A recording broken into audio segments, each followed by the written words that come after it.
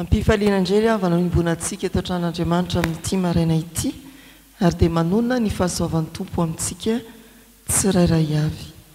Salamo fa 7:10 ny andininy fa 7:50 hatramin'ny fa 4:90.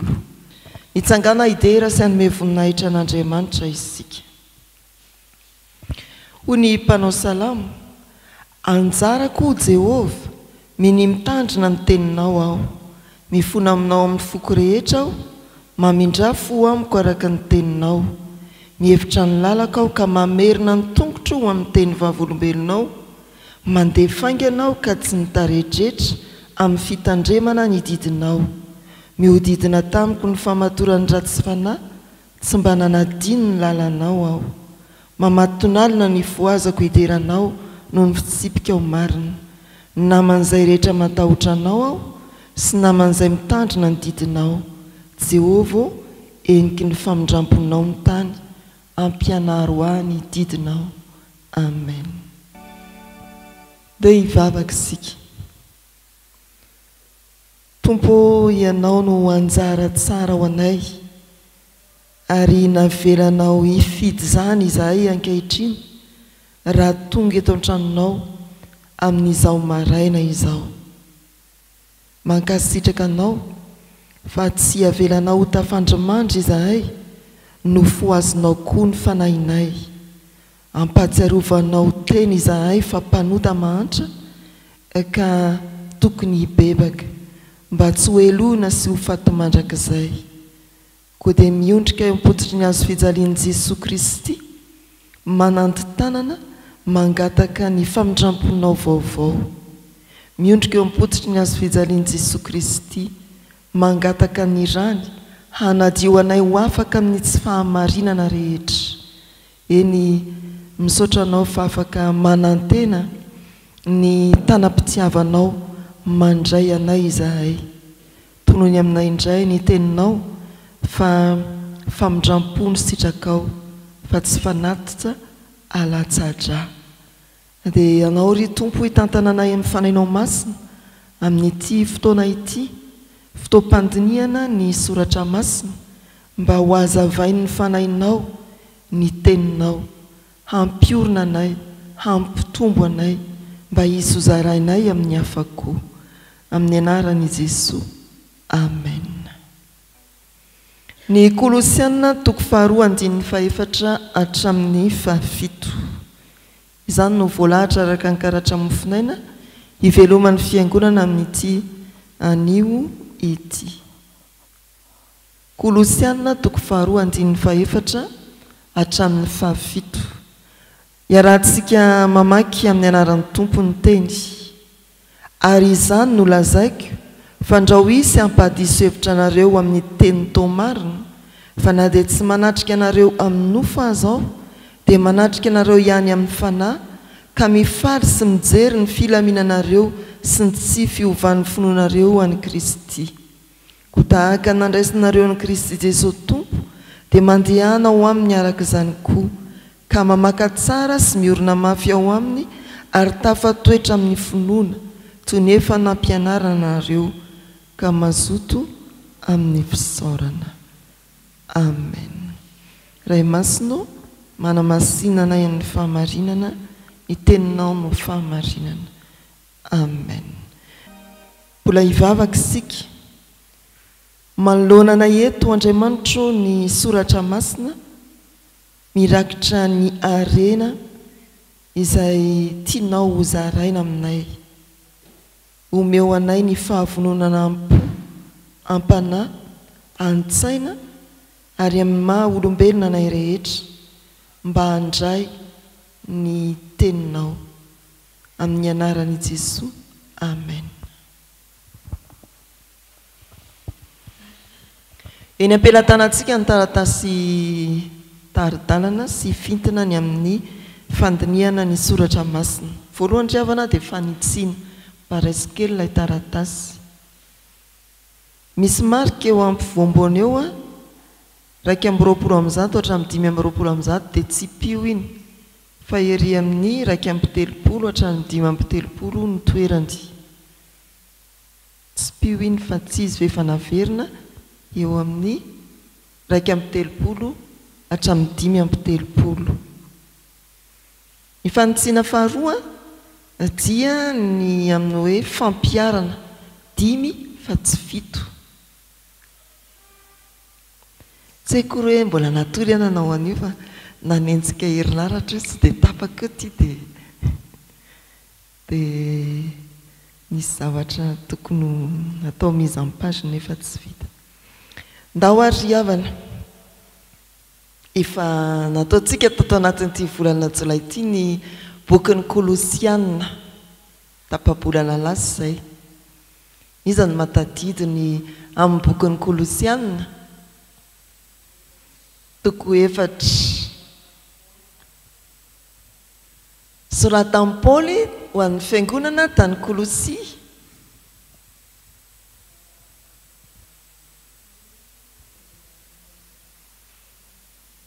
Nisoratana tamin'ny taona 980 voasoratra eto 290.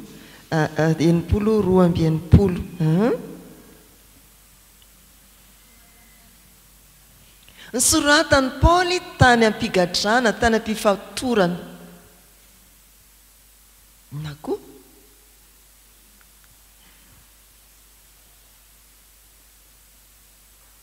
inona ny antony nanratana azy?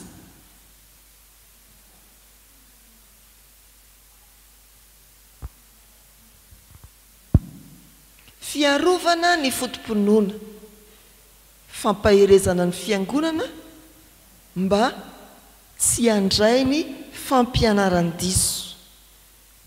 Nampifangaroany ny tontolo tao Kolosia, tao amin'ny fiangonana koa ny fombafomba jiosy, ny fanompoan-tsampy ary ny filozofia n'izao tontolo izao, ny filozofia.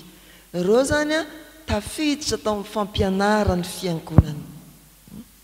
Nanjaka tany ivelany fa satria ny olona avy any ivelany miditra ao am-piangonana dia mbola misy foto-kevitra tavela izay lavy ny filazantsara dia mifangaroarao.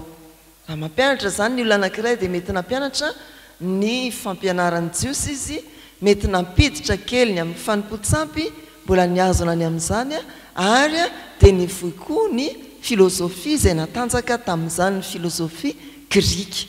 Dia tena narovan'ny Paoly ny fahadiovan'ny filazantsara ny amin'ny Jesosy Kristy. Ary rehefa mamaky sika ny bokin'ny Kolosianina dia hitantsika fa tena apetraka Paoly iorena ny zavatra rehetra, itombona amin'ny zavatra rehetra ary ambony amin'ny zavatra rehetra i Jesosy Kristy.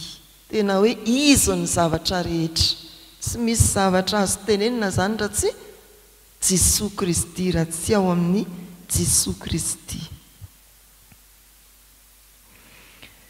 Drafitry ny boky no omenantsika eto.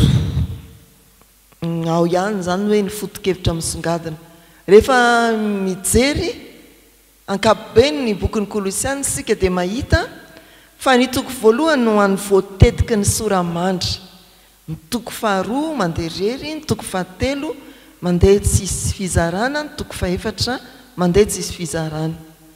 Ny toko fahaefatra andininy voalohany dia tafiditra ao amin'ny soramandry miankina amin'ny toko fahatelo.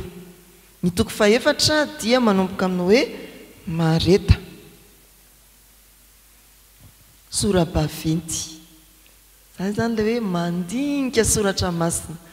Amin'ny boky sasany ny toko anankiray dia voatetitetika amin'ny soramandry. Soramandry moa dia maro tsara fa efa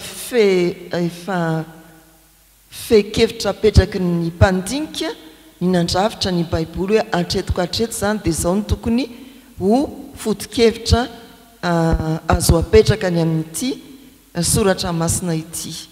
Hitantsika zany fa raha ny bokin'ny Kolosianina isaky ny toko dia misy foto-kevitra lehibe sy iombonana.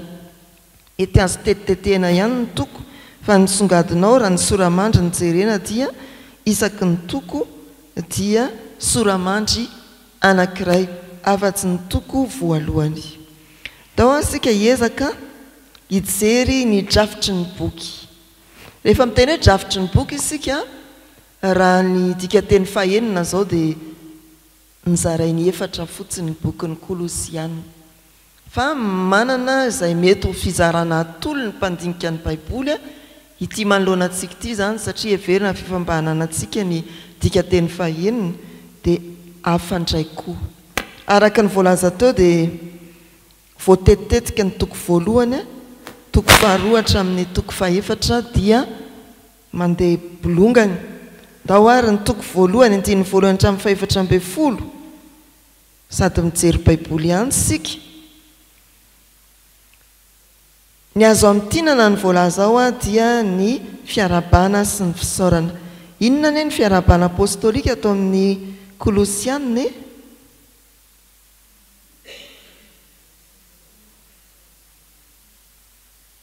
ho aminareo ane ny fahasoavana sy ny fiadanana avy amin'Andriamanitra raitsika zay fo kely zay any amin'ny epistiry sasany izy hoe avy amin'Andriamanitra ray sy Jesoa Kristy tompontsika ny epistiry sasany izy fahasoavana sy ny fiadanana ary ny famindrampo avy amin'Andriamanitra ray sy Jesoa Kristy tompontsika eto amin'ny Kolosiana ny fiarabana dia hoe ho aminareo ane ny fahasoavana sy ny fiadanana avy amin'Andriamanitra raintsika reny zany azontsika raisina rehefa le mitarika fampopovavahana sika dia manonona teny fiarabana apostolika ao amin'ny toko voalohany voalaza teo andininy voalohany hatramin'ny fahaefatra ambin'ny folo dia fiarabana sy fisaorana fomba ny Paolo moa no manoratra izy mamaritra vetivety ny toetoetra n'ilay fiangonana izay anoratany ohatra hoe Romanina dia relaza ny finoanareo Tesaloniana dia ny hoe naparitaka tamin'ny alalanareo ny filazantsara misy an'izany tena hoe noho ny aminareo dia miely ny filazantsara ao amin'ny Tesaloniana voalohany ohatra dia hoe avy taminareo nanenony ny tenin'ny tompo tsy tany Makedonia sy Akaia ihany fa teny tontolo eny no nelezany laza ny finoanareo an'Andriamanitra ka dia tsy misy holazaina intsony Kolosiana alohan'ny Tesaloniana voalohany dia toraka izany koa ny famaritany Paoly ny mikasikasika ny toetra ny fiangonana tao Kolosia araka ny andiny fahasivy hatramin'ny fahaefatra ambin'ny folo raha mandrosika ny 5 hatramin'ny 17 dia filazana ny amin'ny fanjakany Kristy ny amin'ny Kristy io le hoe napetraka ho fototry ny zavatra rehetra lohany amin'ny famoronana ary tena apetraka ho ambony lohany amin'ny zavatra rehetra i Jesoa Kristy Jesoa Kristy ioampanan'ny zavatra rehetra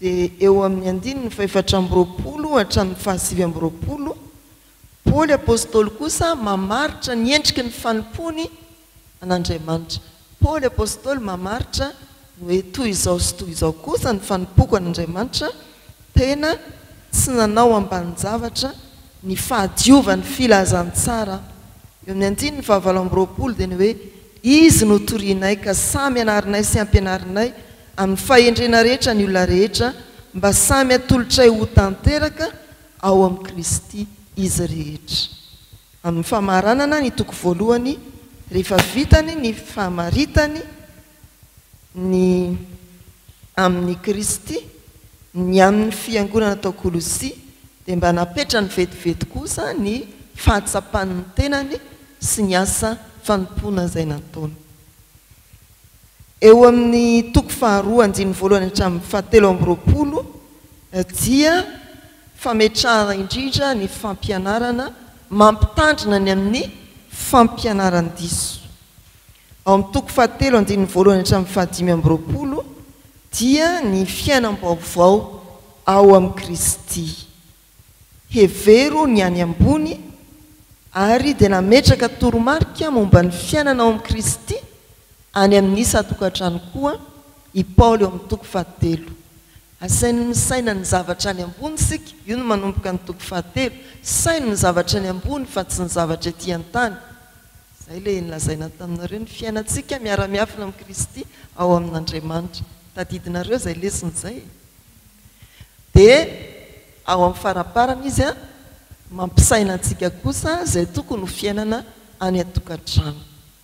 Tsika kristiana zany tsy hoe isaina ny zavatra eny ambony fotsy dia velao ikorotam-bolonao ny tokantrano, fa sady misaina ny any ambony sika no mihevitra koa ny fiainantsika andavanandro, ny tokantranontsika.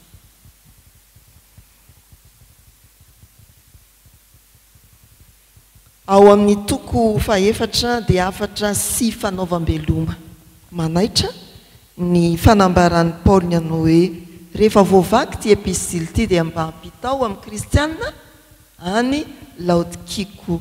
Zany hoe raha tononona zany dia tsy ho an'ny kolosianina ihany ny epistily fa ho an'ny kristianina tany Laodikia. Ataontsika ve hoe Laodikianina, kianina.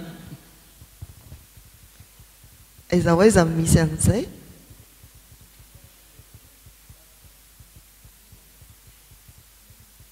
Aiza ho aiza? Andininy fahaenina amby folo amin'ny anaran'ny tompona hoe rehefa voavaky aty aminareo ity epistily ity dia saovy ho vakiana ao amin'ny fiangonan'ny Laodikianina koa ary vakianareo kosa ilay avy amin'ny Laodikianina. Epistily ho an'ny Laodikianina zany tsy voarakitra tao amin'ny Baiboly fa ny kolosianina ihany. Zany hoe partageo. Rehefa voavaky ity dia partageo. Zay zany raha amin'ny teknôlôjia ankehitriny. Alefaso any Laodikia dia ny Laodikia mba alefaso any Kolosia. Ny sotro fitiavana alefaso ao Ambalavoasotro dia ny Ambalavoasotro mba ampiakaro aty sotro fitiavana. Amin'izany zany dia efa nisy resaka fiombonana e. Ny taratasy miainga avy any amin'ny foibe, miainga avy any amin'ny sodapartany.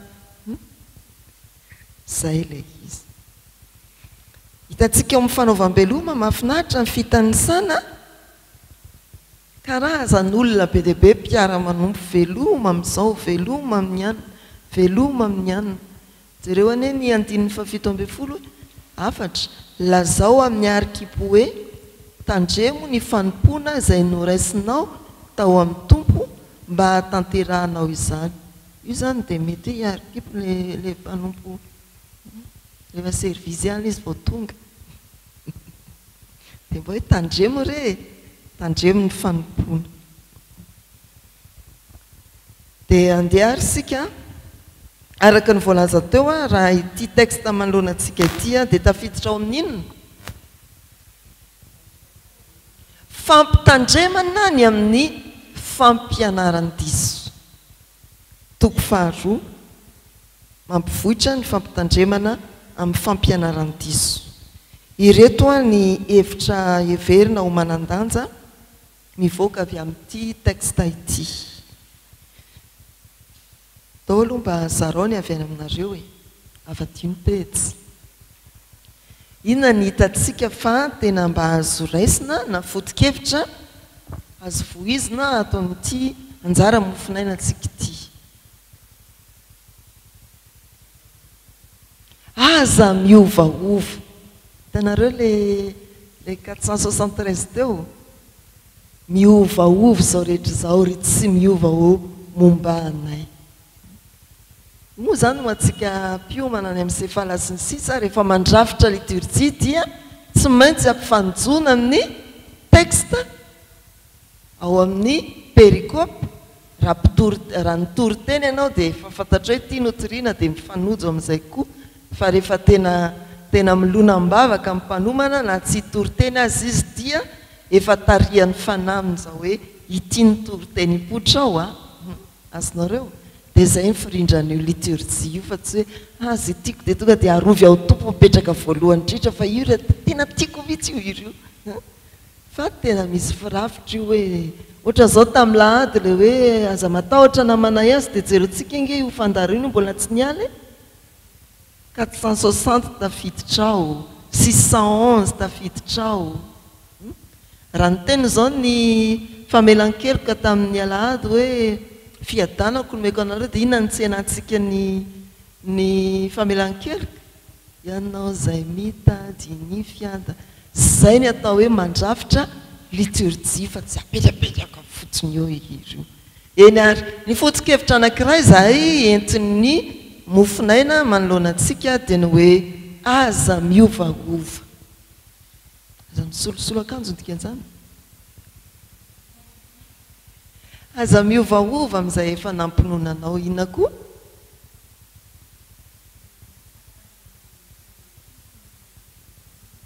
dia inona ny hevitra ao anatin'izany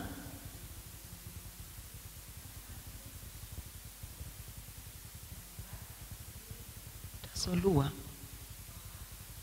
hoy Marie Claire hoe tahaka nandraisana ny tompo no andehanana ahoana izany mijanona ve nefa hoe andehanana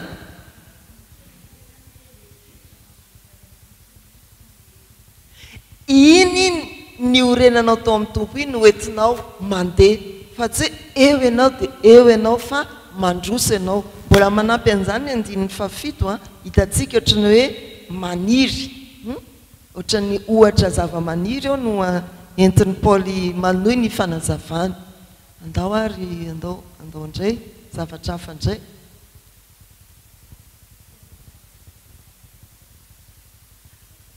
ao amin'ny andininy fahadimy iny feno ny fanatrehan'ny fanahy masina zany ve nylazai ny andininy fahadimy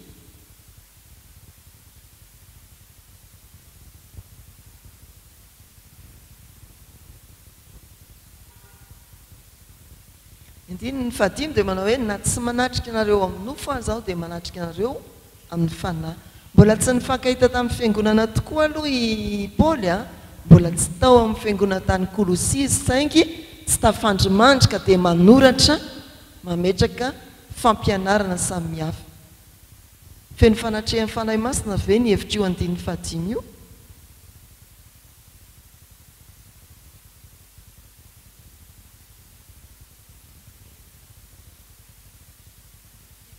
mieritreritra ny zareo Paoly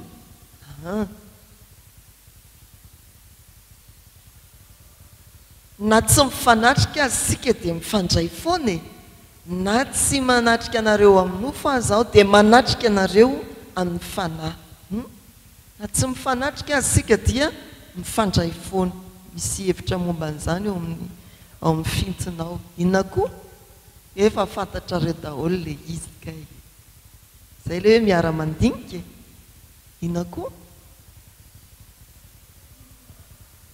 miorina tsara ina atao hoe miorina tsara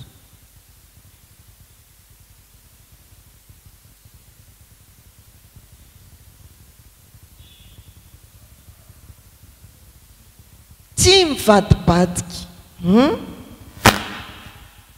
tsy miovaova hoy namatsika teo andao ary sika hiaraka atao anatin'ny ireo hevitra manandanja azo avoaka avy atao amin'ny texte ny andininy fahefatra dia manao hoe amin'ny anaran'ny tompo izany no lazaiko fandrao isy ampahadiso hevitra anareo amin'ny teny toa marina mitaona antsika io andininy io mba hay manavaka tsara ny marina sy ny diso mba tsy hosodoka ny fampianarana sandoka isika mba tsy hosodoka ny ambodi ny tafiody janak'ondry isika be dehibe io any amin'ny tambajotra ianao na tsy tonga ary amin'ny iza ohatra ny mpampianatra soratra masina mandehandeha any tianareo tonono bishop izy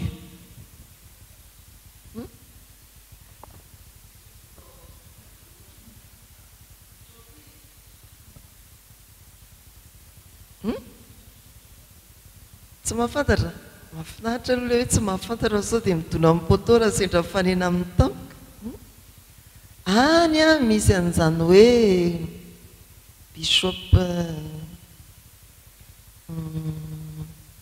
vadin'le hoe paster Alova dia hitanareo mirentirento mihitsy zany olona zany any bishop feno fa mila mitandrina sika ao amin'ny fampiarana moa dia hitantsika hoe ahoana ary ny fomba hiatriana an'ireny ahoana ny fomba hiatriana fa be dia be tena sarotra toy ny amin'ny tamin'ny andro ny Paoly apôstôly tany amin'ny 12 tarinan'ny Kristy ny fiain'ny fiangonana izao. Izy tsy manafika ato hoe tonga ato ny fomba jiosy, tonga ato ny rehetrarehetra fa manafika ny isam-batan'olona izy. Manoloana ny écranao ianao dia efa tonga eo izy dia mba taitra ianao hoe hatray izy ty olona ty dia eo ianao manaranaraka eo. Zany olona teneniko zany moa dia olona manintsy izy teo mitodika manokana amin'ny vehivavy foana le vehivavy izay rehefa mampianatra fa hoy ianareo hoe tsy fantatro fa tsika zany raha mpandinika soratra masina dia tokony ho tonga eo amin'ny hoe fantaro ny zavatra rehetra mba hahafahantsika manampy ny hafa ka manohana azy hoe okitsiny amin'io. Fa rehefa mandinika soratra masina sika dia tokony ho tonga eo amin'ny sokajin'olona tahaka izany. Fa ny tsy mandinika moa zany dia na izy tonga dia na natsina na namamy na beroberoka dia afangaro ao daholo satria samy mangidingidy nefa ny anatsina manina ny tosidra ny anamamy mampiakatra dia sahiranao zany le olona raha vao inona moa filazan'izany ry ray aman-dreny mahate malagasy le mifakofako an'ity sy roa tsy haiko mampifangaro zavatra betsaka misy teny malagasy momba an'izay fa adino dia mahaiza mihitsy manavaka tsara ny fampianarana marina zay le hoe Jesosy Kristy no miangana Jesosy Kristy no andehanana. Ao amin'ny 15 misy ary azo iainana tsara ny fiombonana na dia tsy mifanatrika azy. Teny namantsika tony hoe mieritreritra ny fiangonana atao Kolosy Paoly fa tsy vitany hoe nieritreritra fotsiny izy fa nitondra mibavaka andreo izy fifanatrehany zany. Atao amin'ny soratra masina koa zany tsisy an'izany hoe lavitra ny maso lavitra ny fo zany any amin'ny tononkirany zareo zany fa tena afaka mifanakaiky toy ny mifanatrika foana eo anatrehan'Andriamanitra amin'ny alalan'ny fanahy masina. 9 koa tahaka ny nandraisanareo an'i Kristy Jesosy Tompo dia mandehana ao aminy araka izany koa. Miainga ao amin'ny Kristy ary mandeha miaraka amin'ny Kristy, mandeha ao amin'ny Kristy. Fitombona zany. Tsy ianao ilay nandray ny Kristy fotsiny no mipetraka eo, efa nandray dia aleloia. Fa ianao mila mandeha mitombo zany hoe toy ny fahana hiaingana ny fandraisana ho an'i Jesosy ary dia manomboka eo ianao mandroso mitombo amin'ny fandraisana an'i Jesosy. Ilay sika fara ny toroteny safera mandinika soratra masina no hoe isan'andro isaky ny ray mandingana ianao dia manavao ny fanoratenanao foana miara-mandroso miara-mandeha amin'ny Kristy. Fanilon'ny tongotsika sy fanazavana analantsika ny tenin'ny tompo isaky ny ray mandingana hitady dio fa fivoarana hatrany hatrany fandrosoana hatrany hatrany miaraka amin'ny Kristy zany. Eo amin'ny fahafito misy hevitra anankiroa. Ny fahafito moa dia manao hoe amin'ny anaran'ny tompo mamaka tsara sy miorina mafy ao aminy ary tafatoetra amin'ny finoana tsy nefa nampianarana nareo ka mazoto amin'ny fisaorana. Mamaka tsara sy miorina mafy ao aminy tafatoetra amin'ny finoana mamaka sy maninona miorina saryninona ny hitantsika ao anatin'izany voambolan'izany sary zava-maniry dia inona koa inona koa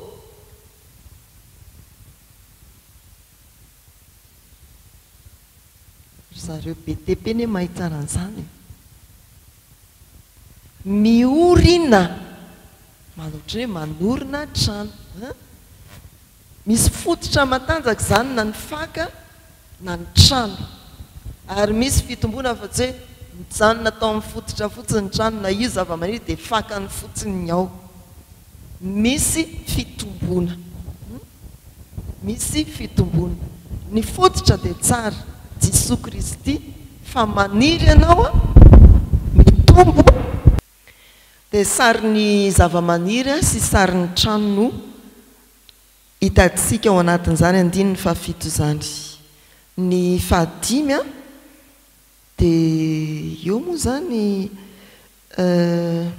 misy note kely manao hoe le hoe mazoto dia inona ho izy mitombo amin'izany amin'ny fisaorana raha io ny diniana lalindalina kokoa dia milaza hoe mahaiza mankasitraka no ny fahasoavana be deaibe izay omen'Andriamanitra antsika eny ampandehanana eny rehefa miorina ianao ka mandroso ny finoanao mandroso ianao amin'ny fiaraha-mandeha amin'i Kristy aza-tonoina ny fo feno fankasitrahana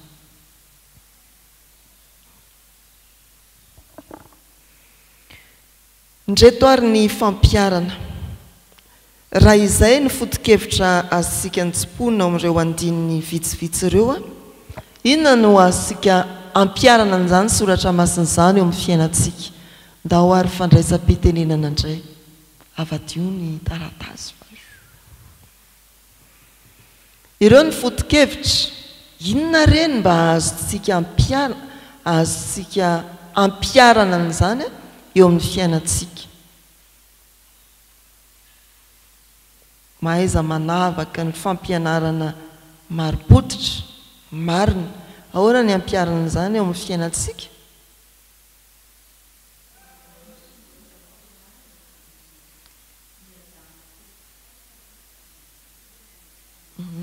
tsy hany tsara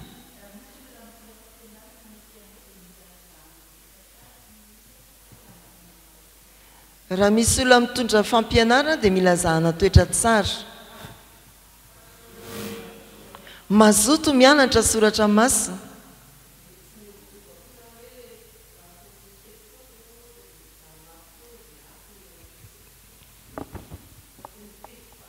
hitako tsy navadika koa ny ankilany tsy niovaova hoy izy fa rehefa ato ianao dia ato inona koa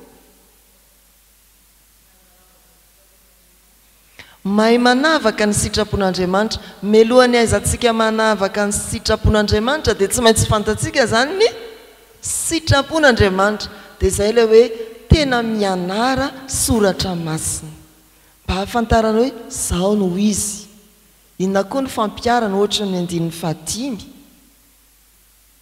eo ena tsy manatrika amin'ny nofo aza dia manatrika amin'ny fanahy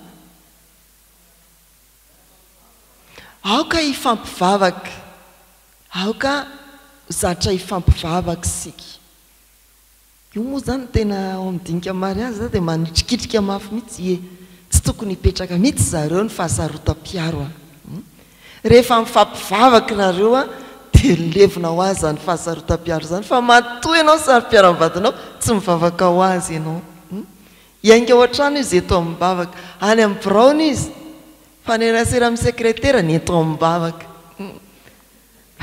tonga ao an-trano taizataizindray ianao tsy mitombony ireny na tsy manatrika amin'ny nofo azaho dia manatrika amin'ny fanahy ty fiainana kristiana ty ny hoe mampilamina zavatra be deaibe dia ndao indray ary tsika inona koa ny azo iainana an'io anjara mofinainantsika io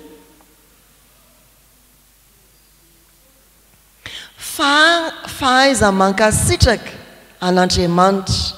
Rehefa mankasitraka an'Andriamanitra sika dia mahay misaotra ny manodidina antsika na dia noho ny amin'ny famerim-bola ihany azy. Fa tsy miady famerim-bola amin'ny mpivarotra ny atao raharaha. Misaotra. Misy mpivarotra tsy mahay misaotra mpividy, nefa izy indrindra ny tokony hisaotra. Fa mahaiza mankasitraka, tena toetra manamarika ny maha-kristianina ny fahaiza mankasitraka. Rehefa zatra mankasitraka an'Andriamanitra sika amin'ny zavatra farany bitika hatramin'ny farany vaventy dia mandeha ho azy zany serasera fankasitrahana ny hafa zany. Inona koa ny azo ampiarana an'io? Efa tonga ny amin'ny fahafito ny tapany farany namantsika teo. Andao ary androso sika hiazakazahantsika vetivety ny fampiarana 5 ny amin'ny soratra masina teo. Voalohany ndao hoe raha antsika mamaky hoe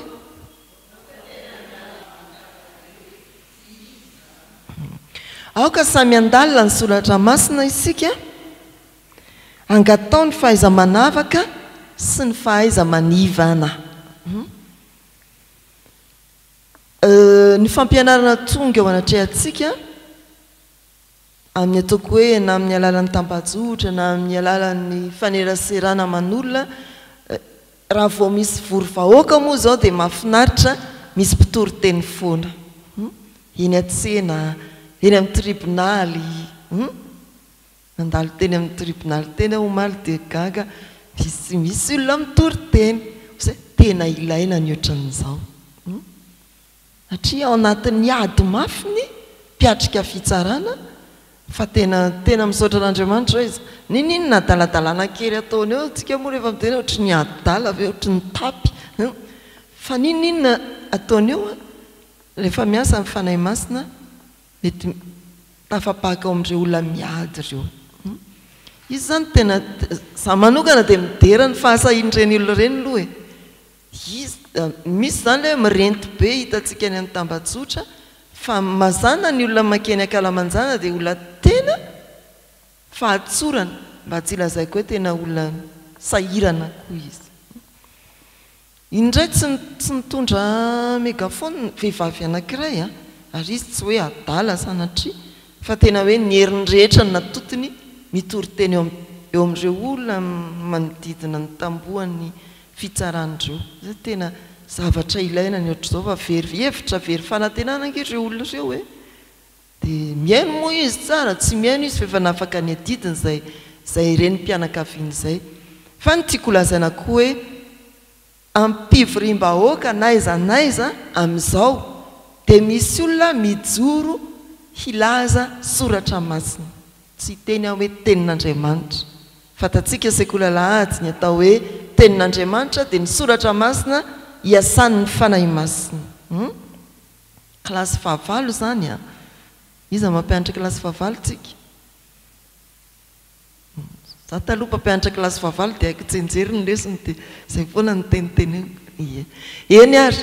Dia zay ny hoe rehefa mandalina soratra masina sika, rehefa tena manaraka ny fampianarany fiangonana sika dia afaka manavaka na manivana na hoe amin'izany lazainy olona io zany tia tsy izy, amin'izany lazainy fiangonana io zany antsy izy io.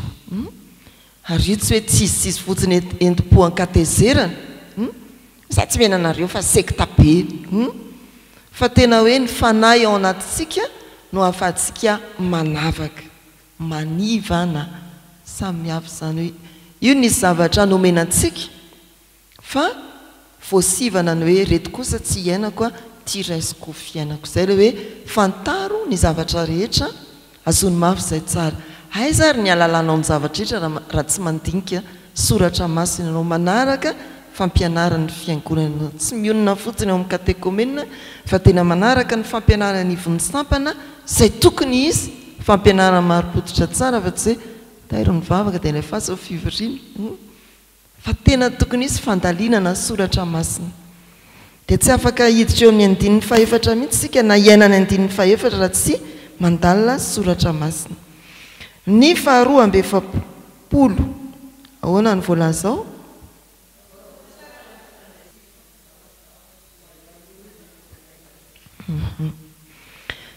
amin'izao fotoan'izao dia matanjaka be ny fifandraisana eny anabakabaka. Fa talohan'izany dia efa nampianatra ny soratra masina ny amin'ny fifandraisana na dia tsy mifanatrika azy. Tokony ho fantatsika izany tsika mieritreritra hoe lasa be ny teknôlôjia fa efa talohan'io Andriamanitra nampianatra antsika hifandray amin'ny alalan'ny vavaka. Dia kolokolo eo anatin'ny fifampivavahana ny fifandraisantsika kristianina. Tsy voatery hifanatrika isika ho avy izao ny fialan-tsasatra mampiomana antsika fa ny 12 hatramin'ny 2 septambra dia tsy etisika 2 septambra moa zany ohatry ny alahady izay raha tsy diso dia miato kely ny maraim-baovao antsika tsy eto pastera dia mba samy vakansa zany fa na tsy manatrika anareo amin'io fa zao dia manatrika mifampivavaka fontsika. Dia izay zany tena hoe kolokoloy amin'ny alalan'ny fifampivavahana ny fifandraisantsika. Manaraka aoka hifanitsy amin'ny fampianaran'i Jesosy Kristy hatrany ny fiainantsika ho tsapanao sy ho taratry ny hafa ny dingana vitanao isan'andro miaraka amin'ny Jesosy. Tahaka izay nandraisana ny Kristy dia mandehana ho amin'ny araka izany koa. Ny olona tena nandray ny Kristy zany manomboka eo fantatsika ny atao hoe fiovany ary isaky ny indray mandingana raha vao mamindra miaraka amin'ny Kristy izy dia miova koa taratra koa ny fiovany eo amin'ny fiainana. Misy fiovany isan'andro ny olona anankiray. Atsy hoe izy tamin'ny 10 taona lasa dia mbola iny ihany izy mandrefy lalana kristianina. Mety efa kely sisa ny lalana refesiny mba mihena kosa ohatra izany. Fa tena hoe rehefa miara mandeha amin'ny Kristy isika dia miara mivoatra amin'ny Kristy ny fiainantsika. Io tsy ny toe-panahy ihany fa ny maha-olona antsika manontolo na ny materialy na ny ara-tsaina na ny ara-panahy sy ny fihetsem-pontsika. Fihetsem-po zany moa dia tena hoe ilay olona manino isika fahalalan-davy. Ninina mitranga ohatra mitsiky sy mihira ho ny sampatia na dia ao anatin'ny sarotra azy. Nda hoary sika 470. Io faran'io no asiana fanamariana ilay tafatoetra ao an-tanimbolon'ny tompo. Ilay naverimberiny maro tamintsika ny hoe miorina, tsy miovaova, tsy mivadibadika. Dia tadidio fa ny kristiana anankiray dia tokony hanana tanimboly aniriny sy tombony. Ho antsika izao dia tiany tanimboly aniritsika sy tombontsika. Fa tsy hoe misy hoe salady ambolena ao amin'ny tavim-boninkazo anankiray na eo amin'ny faritry ny saha anankiray dia androany izy eto dia rapitsa izy ohatry hoe to hitako etsindray ilay salady teto maniry ve zany? Kanefa dia misy olona tahaka izany. Maniry eto izy dia maniry atsy amin'ny Roxy dia maniry ery amin'ny 3 frères dia maniry tsy fantatro intsony. Maniry eny anabakabaka amin'ny atao hoe mijery ny fampelezana fampianarana amin'ny tambajora sosialy dia tsy fantatra intsony hoe salady izy sa sao dia sinina. Azonao rehefa fa rehefa salady tompo dia oko salady. Rehefa eo ianao no maniry dia eo amin'ny tombo. Fa tsisy hoe ohatrany tsaratsara ilay tany any fa ndeha hifindrany indray aloha. Miongotra miaraka amin'ny fakany ve izay olona izay? Sa maniry botira? Feritreritra ry havana hoe manina ianao maniry etsy sy eroa fa ity soratra masin'ity dia mitenin'izy hoe miorom-paka sy mitombo eo amin'ny tanimbolon'ny tompo anankiray. Tsy ratsy ho azy ange izay tanimboly ihany fa eto aloha ianao no maniry dia eto ianao mitombo.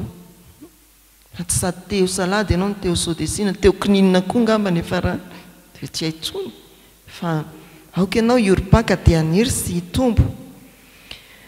Ny 570 ahoana ny voasoratra? Aoka ho volena fa tsy velona. Tena hoe amboleo mihitsy ny fahaiza mankasitraka an'Andriamanitra.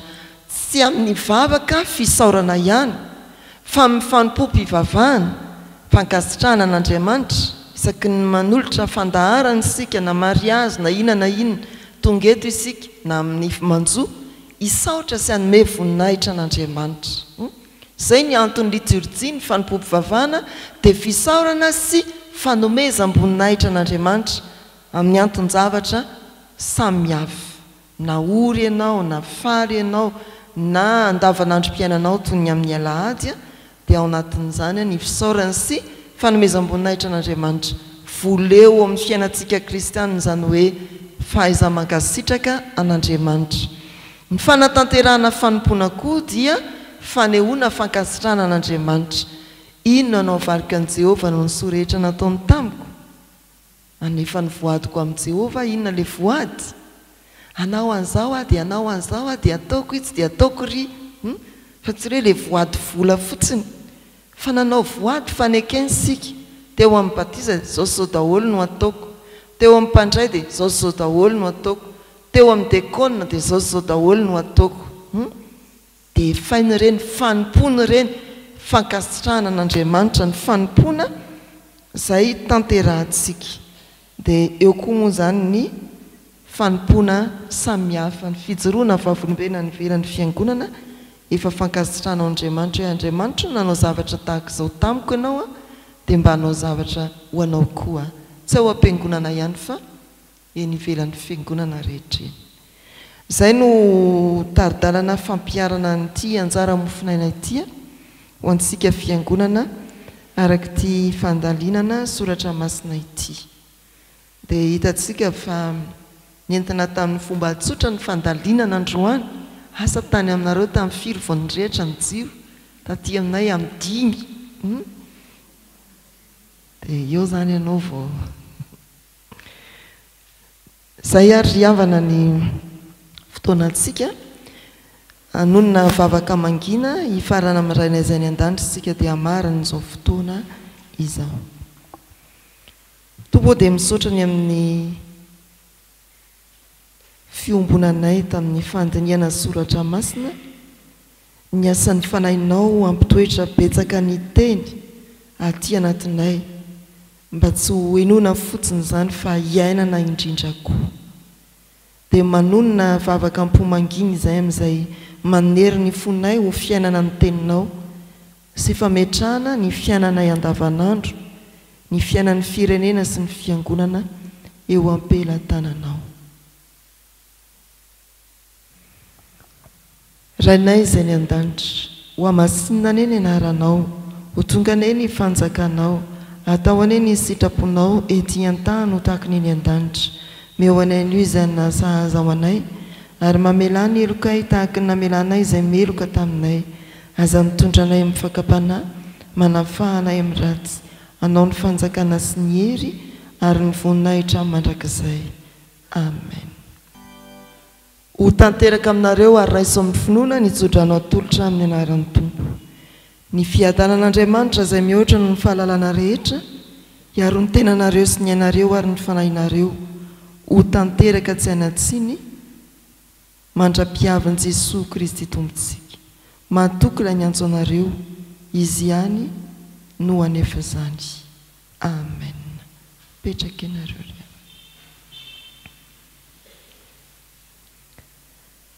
Ho an'Andriamanitra irery ihany ane ny voninahitra, amin'ny anaran'ny Ray sy ny Zanaka ary ny fanahy masina.